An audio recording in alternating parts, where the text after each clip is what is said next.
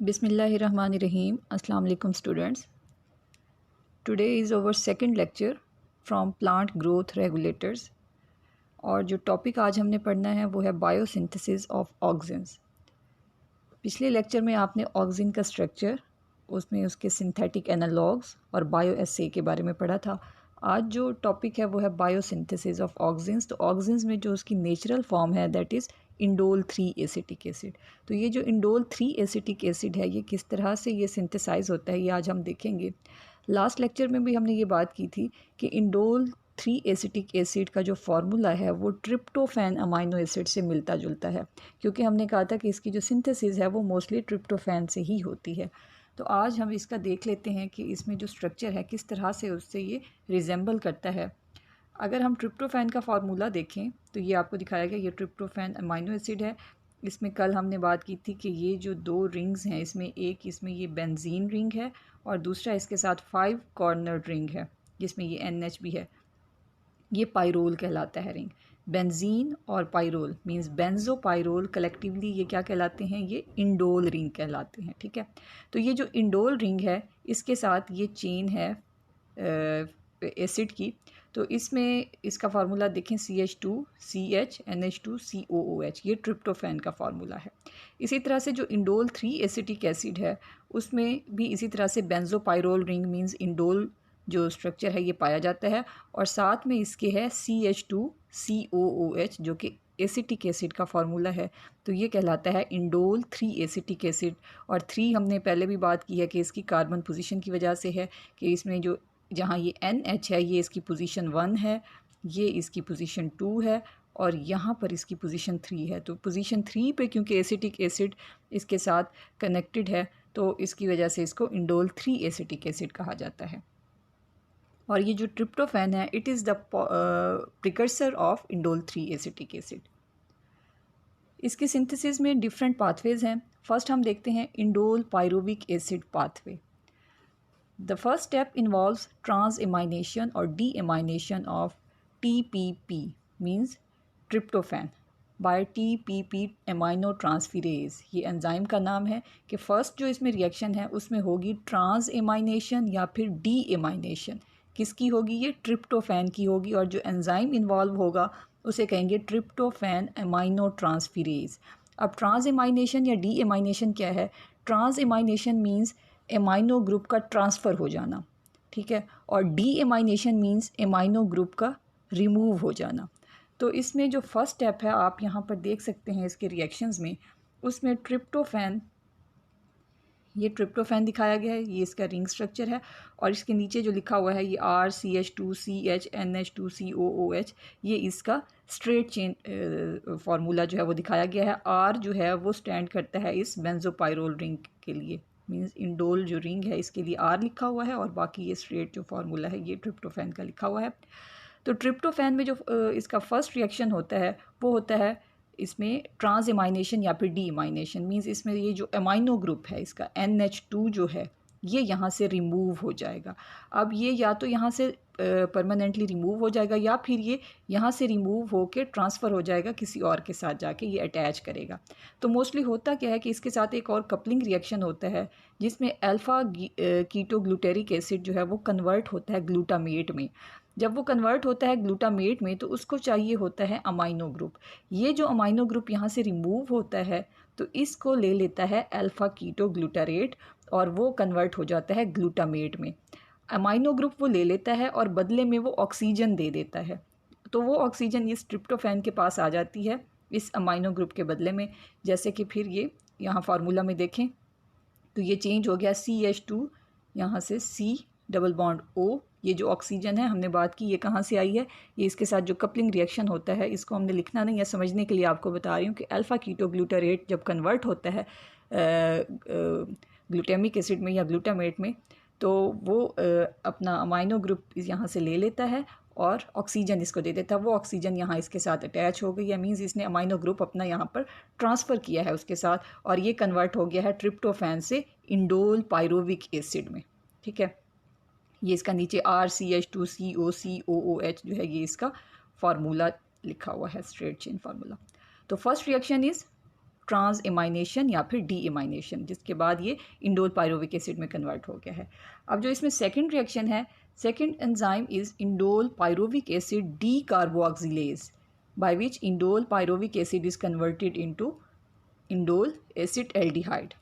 अब सेकेंड जो रिएक्शन है वो है डी कार्बोऑक्सिलेशन, और इसमें जो एंजाइम है वो है इंडोल पायरोविक एसिड डी कार्बोऑक्सिलेज। अब यहाँ पर आप इसको देखें तो ये जो हमारे पास प्रोडक्ट आया था इंडोल पायरोविक एसिड, इसकी हो रही है डी कार्बोऑक्सिलेशन, मीन्स इसमें एक कार्बन डाइऑक्साइड, ये देखें माइनस लिखा हुआ है, ये रिमूव हो रहा है। तो कार्बन डाइऑक्साइड जब इसमें से रिमूव होता है, यहाँ पर अगर आप ये देखें तो ये COO जो लिखा हुआ है, यहाँ से ये कार्बन डाइऑक्साइड यहाँ से ये रिमूव हो जाएगी, और उसके बाद इसका जो फार्मूला है वो क्या होगा, CH2C डबल बॉन्ड O और साथ में H, ठीक है। और ये फार्मूला है किसका, इंडोल एसिड एल्डिहाइड का। अगर हम इसको स्ट्रेट चेन की फॉर्म में लिखें तो ये RCH2CHO है। तो ये कौन सा रिएक्शन हुआ है, इसमें डी कार्बोऑक्सिलेशन रिएक्शन हुआ है। तीसरा जो स्टेप है इसमें वो है ऑक्सीडेशन, और उसके लिए जो एंजाइम इसमें इन्वॉल्व है या तो वो इंडोल एसिटाल्डिहाइड डिहाइड्रोजिनेज है या फिर ऑक्सीडेज है। तो मोस्टली ये ऑक्सीडेशन करता है लास्ट या थर्ड स्टेप में, और ये ऑक्सीडेशन के बाद ये इंडोल एसिटाल्डिहाइड कन्वर्ट हो जाता है इनटू इंडोल 3 एसिटिक एसिड। अब इसमें ये देखें कि ऑक्सीडेशन किस तरह से हुई है कि इसमें ऑक्सीजन ऐड होगी, यहाँ पे ऑक्सीजन CH2C, इसके साथ एक ऑक्सीजन है और साथ में H है। तो ये CHO जो होता है ये एल्डिहाइड ग्रुप फंक्शनल होता है, तो ये एल्डिहाइड से कन्वर्ट हो रहा है एसिडिक ग्रुप में, और हमने कहा कि यहाँ पे इसकी ऑक्सीडेशन हो रही है कि इसके साथ एक ऑक्सीजन ऐड होगा यहाँ पे, जिससे ये COOH बना लेगा, और ये एल्डिहाइड ग्रुप से इंडोल एसिड एल्डिहाइड से ये कन्वर्ट हो जाएगा एसिडिक ग्रुप में इंडोल एसिटिक एसिड में। तो ये इसकी सिंथेसिस है through indole pyruvic acid pathway. इसको इंडोल पायरोविक एसिड पाथवे इसलिए कहते हैं कि इसमें जो फर्स्ट स्टेबल प्रोडक्ट बनता है फर्स्ट रिएक्शन में, देखें वो इंडोल पायरोविक एसिड है, तो इसके नाम की बेस पे इस पाथवे का नाम ही इंडोल पायरोविक एसिड पाथवे रखा है। और इसमें आप टोटल देखें तो 3 ही स्टेप हैं। फर्स्ट जो स्टेप है वो है ट्रांस एमाइनेशन, मीन्स इसमें जो अमाइनो ग्रुप है रिमूव हो रहा है, और उसके बाद जो दूसरा स्टेप है वो है डी कार्बोऑक्सिलेशन, कि इसमें फिर कार्बन डाइऑक्साइड एक रिमूव हो रही है। फिर तीसरा जो स्टेप है वो है ऑक्सीडेशन, कि उसमें ऑक्सीजन ऐड हो रही है, और इन द एंड ये हमारे पास इंडोल 3 एसिटिक एसिड जो है ये सिंथेसाइज हो गया। तो ये इसका एक पाथवे है।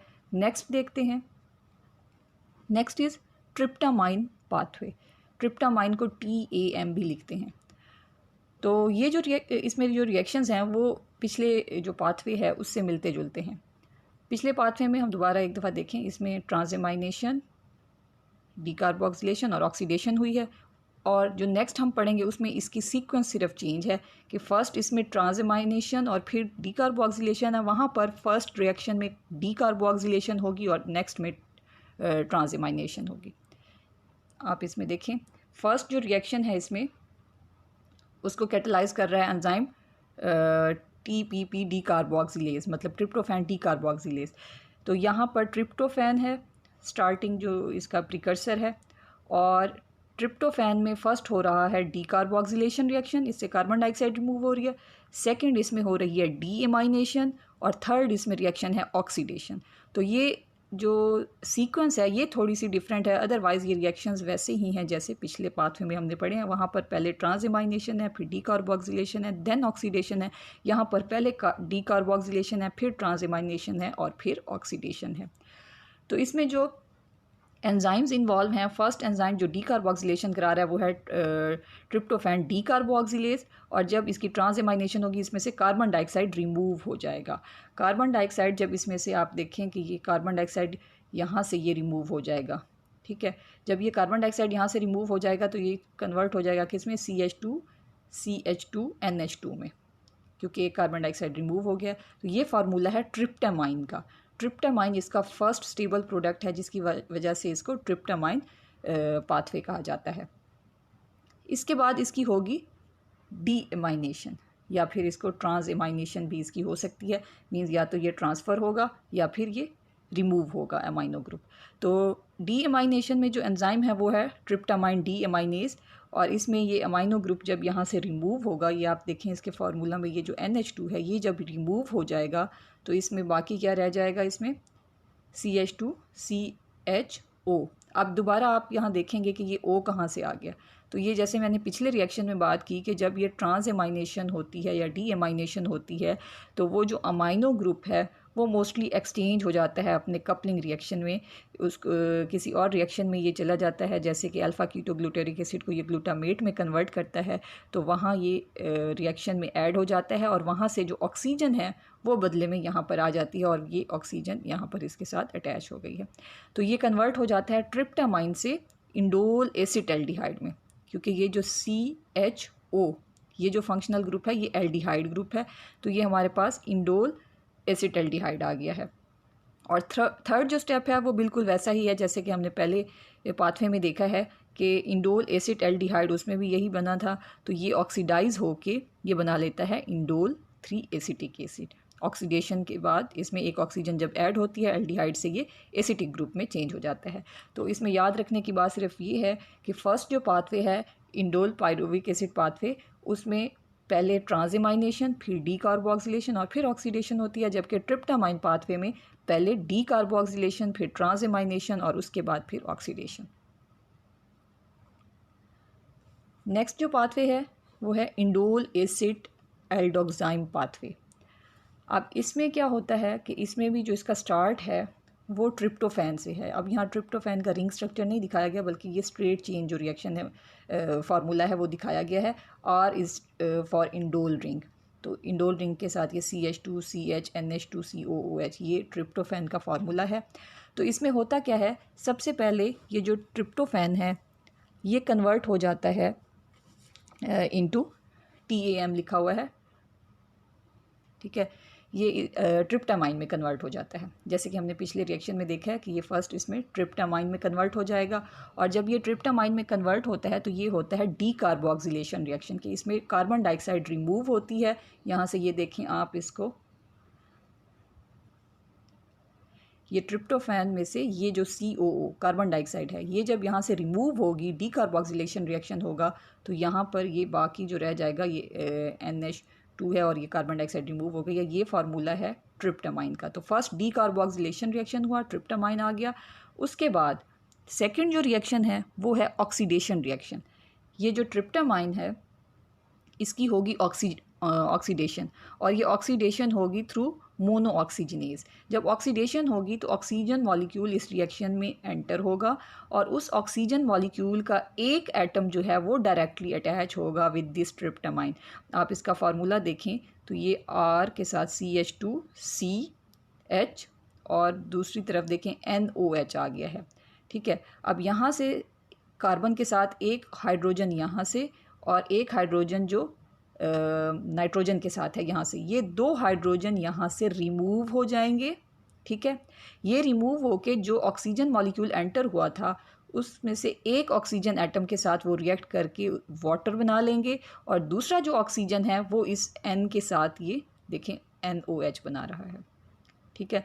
तो दो ऑक्सीजन एटम में से एक डायरेक्टली इसके साथ रिएक्ट कर रहा है, NOH यहाँ पर इसने बना लिया है, और दूसरा ऑक्सीजन कहाँ गया है, वो इन दो हाइड्रोजन जो यहाँ से रिमूव हुए हैं उनके साथ रिएक्ट करके ये वाटर बना लेगा। ये आगे देखें प्लस वाटर भी लिखा हुआ है कि इसका एक प्रोडक्ट जो है ये भी है वाटर।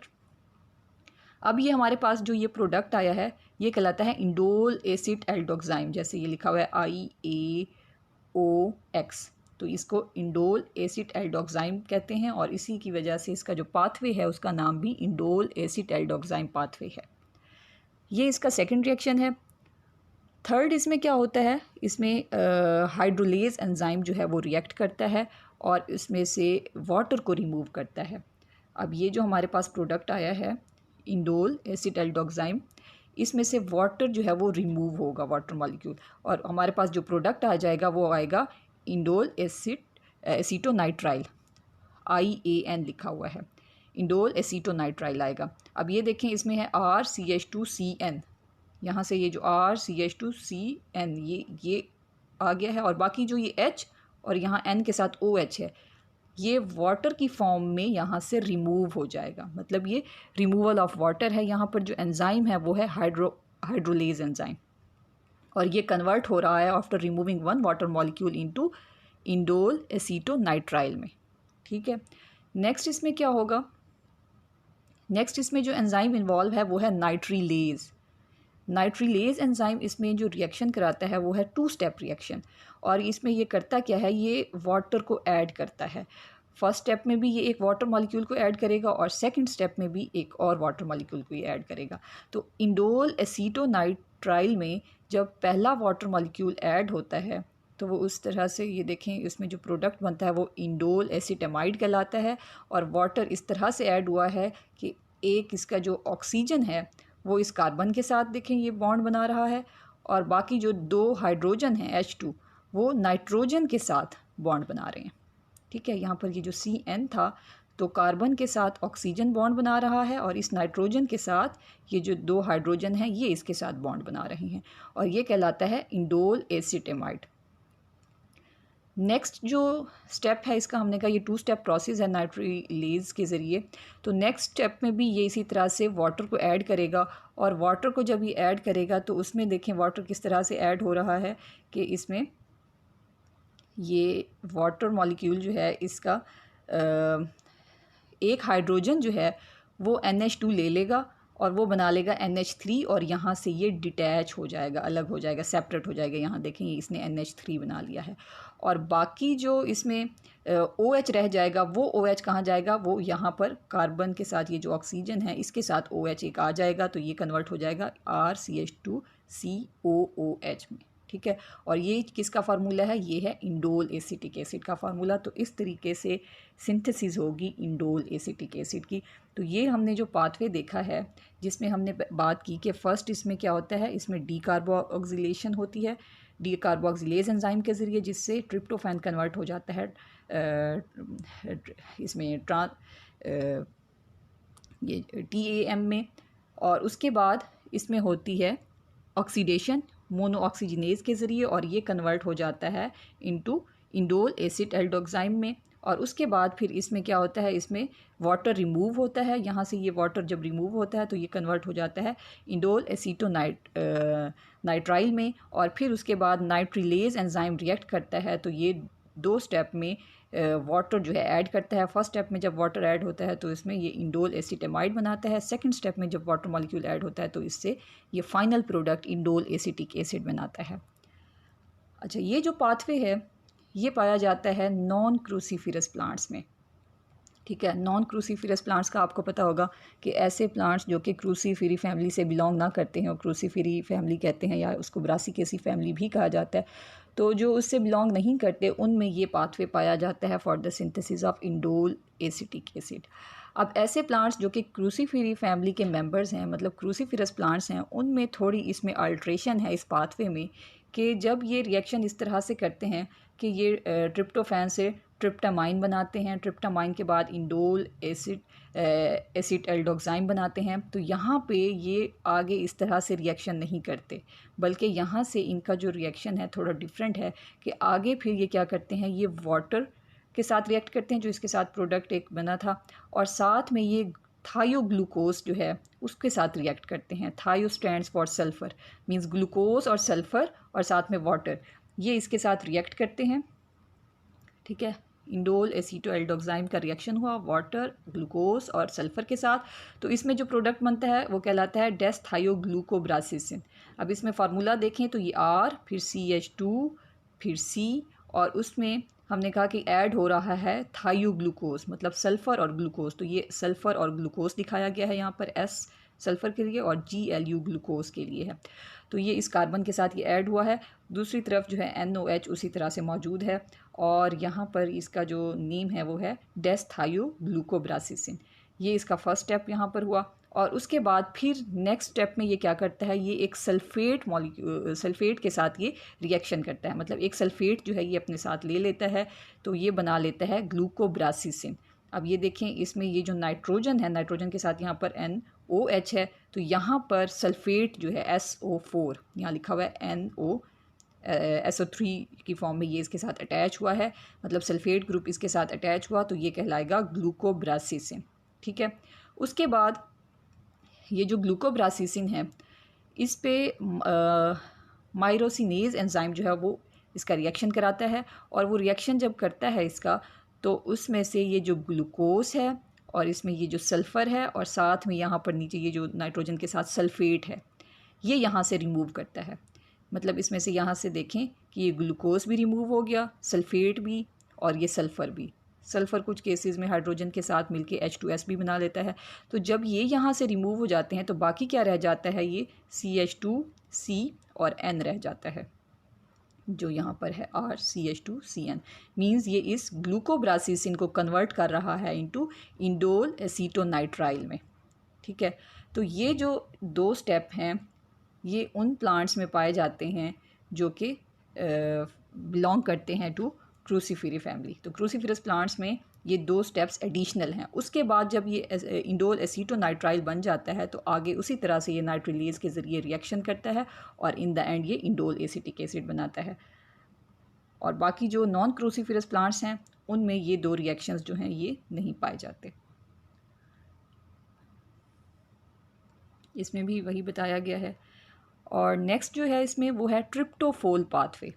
अब ट्रिप्टोफोल जो पाथवे है it is actually modification of indole pyruvic acid pathway. जो हमने फर्स्ट वन पढ़ा था पाथवे इंडोल पायरोविक एसिड, ये उसी की थोड़ी सी मॉडिफिकेशन है कि इसमें कुछ रिएक्शंस उसी तरह से हैं। The first and second reactions are similar to indole pyruvic acid pathway, that is deamination followed by decarboxylation. जैसे हमने उसमें पढ़ा था कि सबसे पहले उसमें क्या होता है, ट्रिप्टोफैन की डीएमाइनेशन होती है और उससे वो कन्वर्ट हो जाता है इंडोल पायरोविक एसिड में। फिर उसकी डीकार्बोक्सिलेशन होती है तो वो कन्वर्ट हो जाता है इंडोल एसिटाल्डिहाइड में। और फिर हमने कहा था इसकी ऑक्सीडेशन होती है तो ये इंडोल एसिटिक एसिड में ये कन्वर्ट हो जाता है। लेकिन ये जो पाथवे है इसमें ये बताया गया है कि कुछ प्लांट्स में ऐसा भी देखा गया है कि ये डायरेक्टली इस तरह से नहीं होता कि फर्स्ट 2 स्टेप के बाद ये डायरेक्ट जो है वो ऑक्सीडेशन करके इंडोल एसिटिक एसिड नहीं बनाता, बल्कि इसमें कुछ अल्ट्रेशंस जो हैं वो देखी गई हैं कि ये जो इंडोल एसिटाल्डिहाइड है ये क्या करता है, इसके पास ये अभी ऑप्शन है कि ये ऑक्सीडेशन भी कर सकता है और रिडक्शन भी कर सकता है। ठीक है, मतलब अगर ये ऑक्सीडेशन कर लेता है तो ये डायरेक्टली कन्वर्ट हो जाता है इनटू इंडोल एसिटिक एसिड। लेकिन अगर ये ऑक्सीडेशन की बजाय ये रिडक्शन कर लेता है, मींस ये ऑक्सीजन ऐड नहीं करता, अपने साथ हाइड्रोजन ले लेता है, तो ये कन्वर्ट हो जाता है किस में, ट्रिप्टोफोल में। अब ट्रिप्टोफोल का जो फार्मूला है इसमें आप देखें, इसमें RCH2CH2OH है, जबकि ये है एल्डिहाइड। एल्डिहाइड में होता है CHO। ठीक है, और उसमें RCH2CHO है, यहाँ पर RCH2CH2OH है। तो ये 2 हाइड्रोजन जो हैं ये ऐड हुए हैं थ्रू रिडक्शन, जिसकी वजह से ये एल्डिहाइड ग्रुप से अल्कोहलिक ग्रुप में ट्रिप्टोफोल में ये कन्वर्ट हो गया है। तो यहाँ पर ये आप देखें तो ये फार्मूला दिखाया गया कि ये जो इंडोल एसिड एल्डिहाइड है इसका जो फार्मूला है RCH2CHO है। जब ये ऑक्सीडेशन करेगा तो ये एक ऑक्सीजन इसके साथ आ जाएगा, ये कन्वर्ट हो जाएगा RCH2COOH में और ये बना लेगा इंडोल एसिटिक एसिड। लेकिन अगर ये रिडक्शन करता है तो 2 हाइड्रोजन इसके साथ ऐड हो जाते हैं और ये बना लेता है RCH2CH2OH, जैसे कि ये है, ये बना लेता है ट्रिप्टोफोल रिडक्शन के बाद।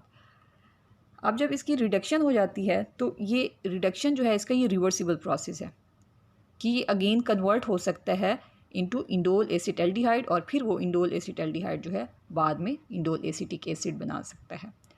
इसके अलावा ये भी देखा गया है कि कुछ प्लांट्स में ये जो फर्स्ट प्रोडक्ट बनता है इंडोल पायरोविक एसिड, ये रिडक्शन कर लेता है। मींस ये इसने वैसे तो क्या करनी थी, इसने डीकार्बोक्सिलेशन करके इसने इंडोल एसिड एल्डिहाइड बनाना था, लेकिन कुछ केसेस में या कुछ प्लांट्स में ये देखा गया है कि ये इंडोल पायरोविक एसिड इस पाथवे से नहीं गुजरता, बल्कि ये क्या करता है, ये रिडक्शन करता है, हाइड्रोजन जो है ये ले लेता है और ये कन्वर्ट हो जाता है इनटू इंडोल लैक्टिक एसिड में।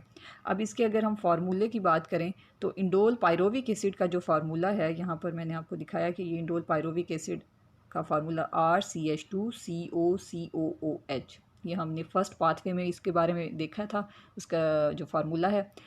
तो इसमें जब रिडक्शन होती है तो इस कार्बन के साथ 2 हाइड्रोजन ऐड हो जाते हैं, मतलब RCH2 और यहाँ पर CH और O के बाद फिर H फिर COOH, जो कि ये फार्मूला यहाँ पर दिखाया गया है इंडोल लैक्टिक एसिड का।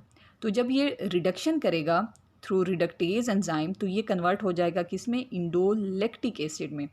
और फिर इंडोल लैक्टिक एसिड जो है ये फिर अगेन जो है ये कन्वर्ट होता है through indole lactic acid D carboxylase के ज़रिए, और ये कन्वर्ट हो जाता है किस में, ट्रिप्टोफोल में।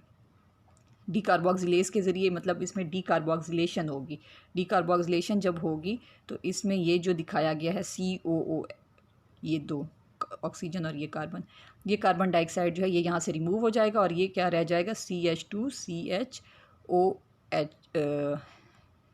CH2OH, और ये बना लेगा ट्रिप्टोफोल। और वो ट्रिप्टोफोल फिर अगेन उसी तरह से कि ये कन्वर्ट हो सकता है इंटू इंडोल एसिटल्डिहाइड में, और वो फिर again into indole acetic acid. तो ये जो रिएक्शंस हैं इसमें आपने कंफ्यूज नहीं होना, इनको स्टेप बाय स्टेप आप देखें, थोड़े से इनके फार्मूलाज आप याद कर लें, उसके बाद आपको कोई चीज़ इसमें डिफ़िकल्ट नहीं लगेगी। So this was the lecture, उम्मीद है आपको समझ आया होगा। थैंक यू, अल्लाह हाफिज़।